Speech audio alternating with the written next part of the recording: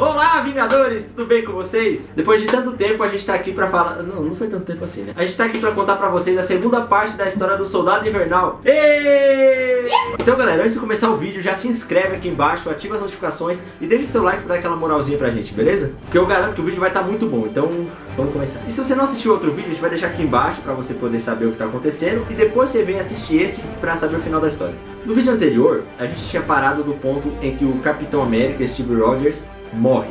E retomando desse ponto, a gente vai contar pra vocês como que surge o novo Capitão América. Depois que o Steve Rogers morreu, o Tony Stark se tornou o diretor da SHIELD. E por ele ser diretor, o escudo do Capitão América ficou com ele. Só que o Bucky, que era muito amigo do Steve, não confiava no Stark pra guardar o escudo. E o escudo estava sob o poder do Tony Stark e da Viúva Negra. E como o Bucky não confiava neles, ele foi até a SHIELD pra pegar o escudo e eles travaram uma pequena batalha lá. E o Bucky conseguiu tomar o escudo deles. Agora vamos para o novo Capitão América. Depois que o Bucky roubou o escudo, Tony Stark recebeu uma carta escrita por Steve que continha dois pedidos. O primeiro era que ele desse continuidade ao projeto Capitão América, que ele escolhesse outro pra, enfim, que não deixasse o Capitão América morrer. E o segundo era que ele cuidasse do Bucky, protegesse o Bucky, afinal ele era o melhor amigo dele e ele não tinha mais ninguém além do Steve. Depois de Tony procurar muito, ele não achou ninguém que pudesse assumir o posto de Capitão América. Foi aí que ele teve a ideia de unir os dois pedidos do Steve em um só e tornar o Bucky o Capitão América. Olha só. Quando o Bucky estava agindo de forma independente, caçando o Caveira Vermelha, ele foi procurado pela Sharon, pelo Falcão e pela Natasha, amando do Tony, que na época era o diretor da SHIELD já, amando do Tony para que ele pudesse fazer o convite para ele ser o novo Capitão América. E depois disso, o Bucky aceitou o convite e continuou com o escudo que ele tinha roubado, só que com o uniforme melhorado feito pelo Stark, porque afinal ele não era tão forte quanto o Steve, né? E depois disso, o Tony Stark garantiu que ele não fosse mais ser controlado mentalmente. E assim o Bucky seguiu com seu plano de pegar o Caveira Vermelha, só que as primeiras aparições dele como Capitão América foram meio frustradas, tanto por ele não ser o Capitão América tão amado pelo povo que todo mundo venerava, quanto por ele não ter tanta experiência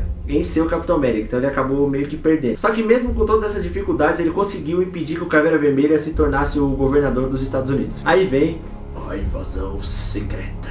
É só uma batalha, calma. Nessa batalha, o Bucky se juntou a outros heróis para impedir uma invasão alienígena.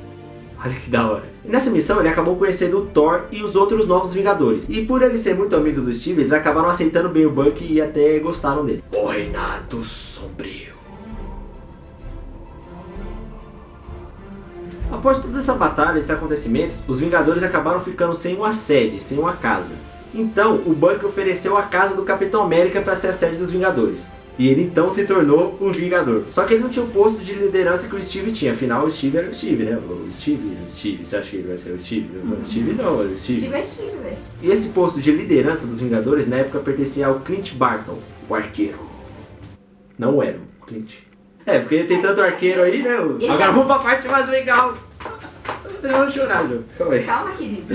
O renascimento do Steve. O renascimento do Steve. A Sharon Carter, que na época já era ex-agente 13, ela procurou o Bucky e os outros Vingadores porque ela tinha lembrado de algumas experiências que ela viu o Caveira Vermelha fazendo lá. E uma dessas experiências se tratava de ressuscitar o Steve Rogers, porque o Caveira Vermelha queria colocar a mente dele no corpo do Steve. Só que aí ela meio que se recuperou e deixou de ser controlada por ele e destruiu a máquina antes que ele fizesse isso. Então, Bucky e Natasha foram em um avião da Martelo, que era tipo uma organização dos Estados Unidos, tipo a SHIELD lá, pra procurar os restos dessa tal máquina que ressuscitava as pessoas. Só que aí eles foram pegos numa emboscada, armada pelos Vingadores Sombrios, Ares e a versão sombria do Homem-Aranha. Aqui ó, tá vendo? Isso aqui ó, não é o Venom, é o Homem-Aranha Sombrio. Isso aqui não é o Louro José, isso aqui é o Hulk Sombrio. Você achava que eu ia colocar um boneco do Louro José no meu cenário?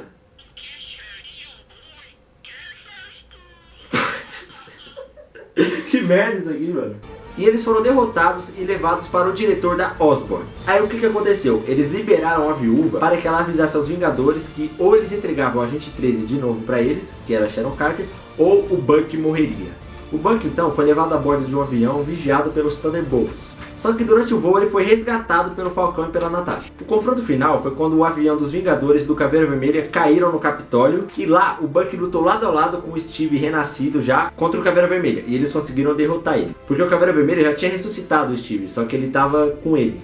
E mesmo depois de lutar mais de uma vez com o escudo, o Steve resolve devolver ele pro Bucky e dizer que ele tem que ser o único Capitão América. Não. Então o Steve colocou o Bucky na principal formação dos Vingadores, junto com o Thor, com o Homem de Ferro, com o Homem-Aranha e com o Wolverine. Mano, por que o Wolverine não tá no filme dos Vingadores, não? Mó sem graça, né? Mano, esses acordos, que merda que a Marvel faz esses acordos, mano? Né? Imagina, mano, Homem-Aranha e Wolverine, mano. A primeira missão de Bucky na formação principal dos Vingadores, olha o que eles tiveram que encarar. Eles encaram um colapso no tempo. E em meio a todo esse colapso no tempo, eles encontram a futura geração dos Vingadores. E lá, um jovem conta ao Bucky que um futuro cruel o aguarda.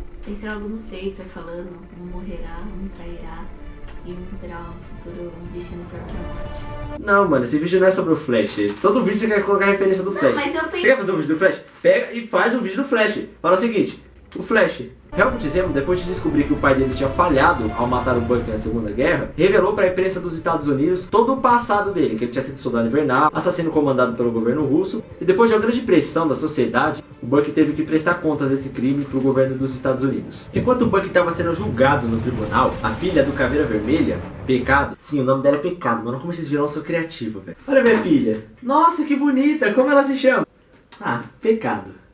Enfim, a Pecado raptou os amigos do Bucky, o Falcão e a Natasha, e disse que se ele não fosse até lá encontrar com ela, ela ia matar eles. Então o Bucky deu um jeito de fugir do tribunal e foi até lá encontrar com ela. E no rápido confronto ele derrotou ela, só que ela conseguiu fugir. Então, depois que ele voltou e foi julgado, ele foi condenado. Só que como ele tinha passado muito tempo como soldado invernal, sendo controlado, o governo considerou que ele já tinha sofrido muito e decidiu retirar a pena. E ele continuou livre. Só que quando ele estava comemorando a vitória dele no tribunal, que ele não ia ser condenado, os agentes russos entraram e levaram ele, pois ele tinha sido condenado por traição quando ele era soldado invernal. E aí ele foi levado. Mas estava comemorando, ei, eu tô livre! Aí vem os caras te levam. E lá ele encontrou vários antigos inimigos que ele tinha prendido. E o Steve não podia fazer nada pra tirar ele de lá. Ninguém nunca tinha conseguido fugir daquela bosta. Mas o Bucky conseguiu. Depois de fugir de lá,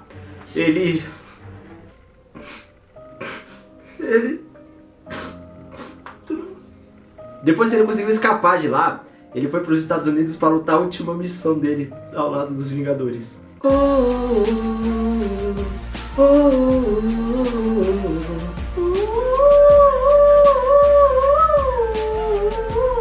A morte é o nome do tópico que ela colocou aqui.